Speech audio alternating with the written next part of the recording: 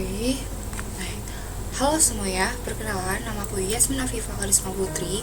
Aku di sini ingin membuat video responsi tentang sistem informasi geografis, uh, dan kita akan menerangkan berbagai modul yang pernah dipelajari dari SIG ini. Dan kita lanjut aja. Dan di sini ada modul pembahasannya. Yang pertama itu ada pengenalan SIG atau penginderaan jauh dari SIG. Apa sih itu penginderaan jauh dari SIG itu? Terus yang kedua itu ada registrasi peta, digitasi peta. Dan yang ketiga itu adalah interpolasi kriging. Yang keempat itu ada tentang kartografi dan batimetri. Lanjut aja, untuk bab pertama itu tentang penginderaan jauh. Nah, penginderaan jauh itu apa sih sebenarnya? Penginderaan jauh ini mengidentifikasi objek yang didasari pada unsur-unsur interpretasi citra, yaitu lona atau warna, bentuk, ukuran, tekstur, pola, bayangan, situs, serta asosiasi. Dan teknologi penginderaan jauh ini dimanfaatkan oleh lembaga-lembaga untuk mendapatkan informasi sebuah objek bisa diketahui tanpa kontak langsung. Penginderaan jauh itu disebut data citra atau kita menggunakan data sentinel. Nah, kita bisa lihat contoh di samping ini adalah contoh pengambilan data dari penginderaan jauh, dan kita tidak perlu datang langsung atau seperti yang dijelaskan, yaitu tanpa kontak langsung, dan kita bisa menggunakan bantuan-bantuan seperti software. Software yang digunakan dalam modul ini adalah software ArcGIS dan software Google Earth Pro. ArcGIS itu apa sih? ArcGIS itu adalah sebuah aplikasi yang menyediakan kerangka kerja yang bersifat scalable atau mudah digunakan untuk mengimplementasikan suatu rancangan aplikasi SIG atau sistem informasi geografis. Dan yang kedua itu ada Google Earth Pro. Google Earth Pro adalah sebuah perangkat lunak yang melakukan pemetaan interaktif yang dikeluarkan oleh sebuah lembaga, yaitu Google, yang menampilkan peta bola dunia, keadaan topografi, terrain yang dapat di-overlay dengan jalan, serta bangunan lokasi informasi geografis lainnya. Jadi Google Earth Pro ini memudahkan kita untuk mengetahui bagian-bagian mana yang kita tidak bisa kunjungi secara langsung melalui software ini. Jadi kita bisa melihat daerah tersebut atau wilayah tersebut secara nyata. Dan kita lanjut ke bab 2, yaitu registrasi peta, digitasi, dan maps. Dan ini kita akan menjelaskan pertama dulu, registrasi peta itu apa sih? Registrasi peta adalah suatu proses konfirmasi koordinat dari data yang belum memiliki koordinat dan masih mengandung kesalahan-kesalahan geometrik menjadi data citra yang sempurna dan memiliki titik koordinat. Nah, sedangkan digitasi itu adalah proses konversi data berbentuk analog menjadi format digital. Objek-objek seperti rumah, sawah, jalan raya, dan lain sebagainya yang memiliki format sebelumnya berbentuk raster pada sebuah cerita resolusi tinggi dapat berubah menjadi vektor melalui proses digitasi ini. Dan pada saat melakukan digitasi ini kita melakukan 3 hal, yaitu bagian-bagian di digitasi peta, yaitu polyline dan polygon. Nah, poin ini apa sih? Poin ini adalah poin atau titik yang digunakan untuk menampilkan lokasi objek gedung, bangunan, atau lokasi tertentu. Jadi dengan poin ini kita menitikkan atau membuat poin di gedung itu, jadi kita tuh tahu, nah itu tuh sebenarnya tuh gedung apa. Jadi mempermudah kita sebenarnya dalam digitasi peta ini. Yang kedua ini adalah polyline, lines atau garis yang digunakan untuk mempresentasikan sungai, jalan, dan jalur. Ketika kita melihat suatu peta, kita kan sedikit ngeblur atau apa sih ini jalan apa, ini rel kereta api atau jalan raya atau sungai, kita tidak tahu. Dan di digitasi peta ini kita belajar tentang menjelaskan atau mempresentasikan sungai, jalan, jalur, dan dengan menandai dengan polyline ini. Terus yang kedua ini adalah polygon. Polygon itu menampilkan area yang mempunyai mempunyai luas dan panjang wilayah seperti wilayah, pulau, provinsi, kecamatan, atau gedung. Dan di sini kita bisa menampilkan langsung ya teman-teman. Nah ini di sini waktu praktikum kemarin aku menggunakan peta FKM dari Undip Fakultas Kesehatan Masyarakat, dan aku ingin menjelaskan tentang registrasi dan digitasi di sini. Dan pada saat proses registrasi ini kita membuat kan kita menentukan titik-titik koordinat ya, sebelumnya belum mempunyai titik koordinat.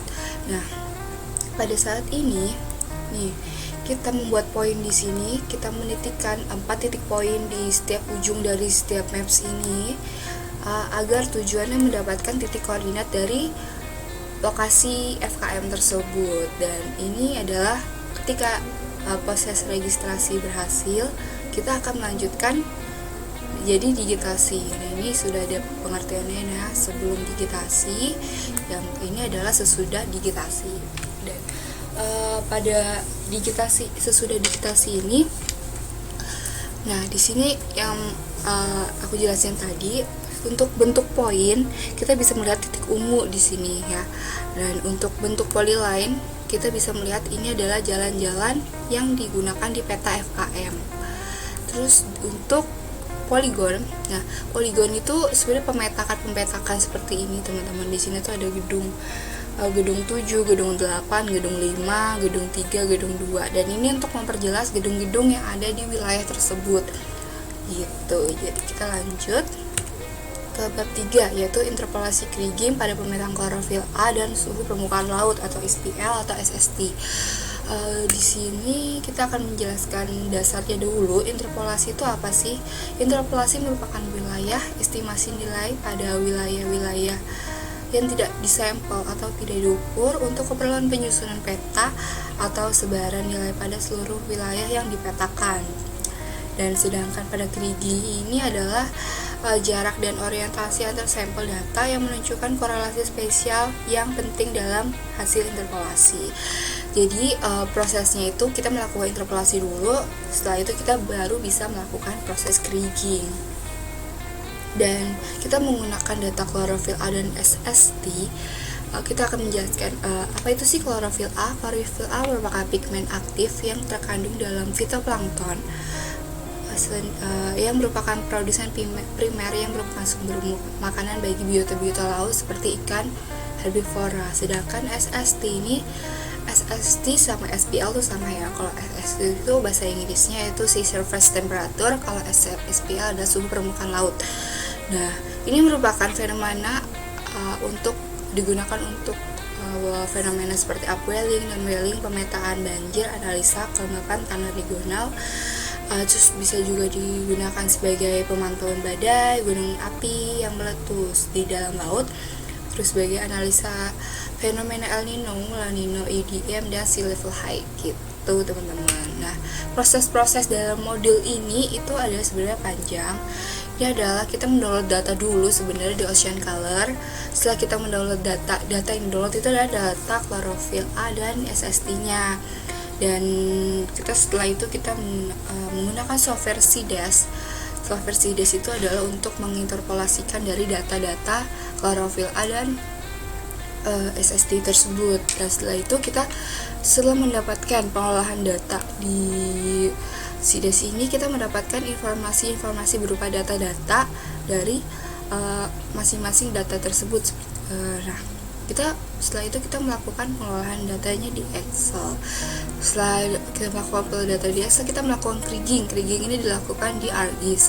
Nah, kita bisa lanjut.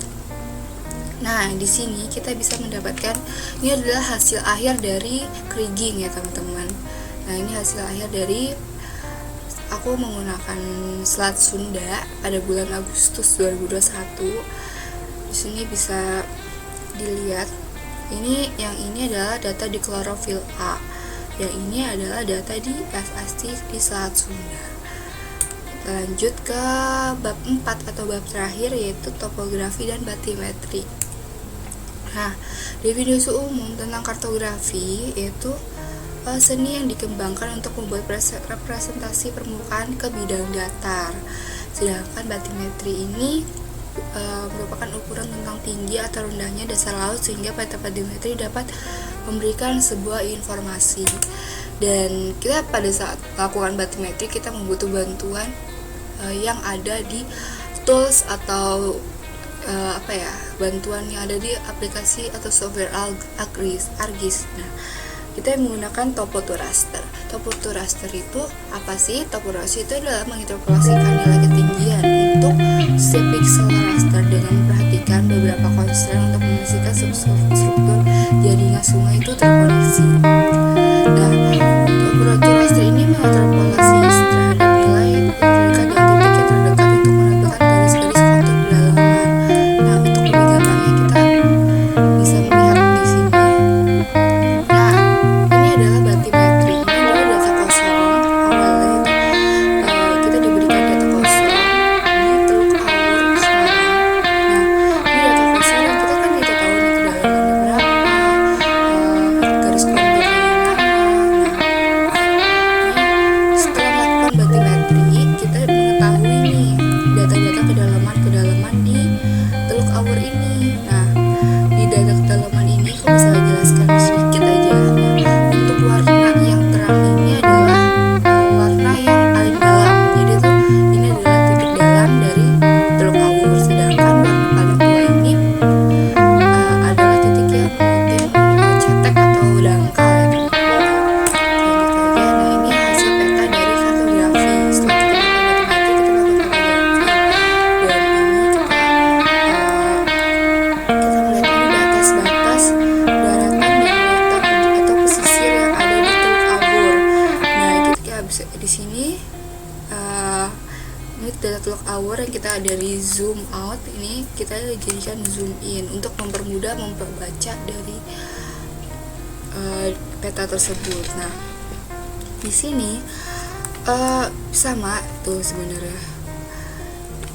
Di sini adalah titik dangkalnya, di sini ada titik dalamnya. Kita bisa lihat di sini yang paling muda ialah kedalaman 6,2 sampai 7 meter.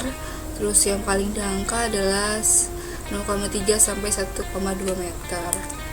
Nah, ini kita di hasil kartografi ini kita menggunakan peta pelengkap, informasi pelengkap seperti judul peta, nama pembuat yang melakukan kartografi ini, terus di sini ada skala, terus ada skala, ada 2, skala numerik dan skala penggaris. Dan ini ada mata anginnya, ada legenda-legenda untuk mengetahui apa sih maksud warna dari warna-warna yang ada di sini.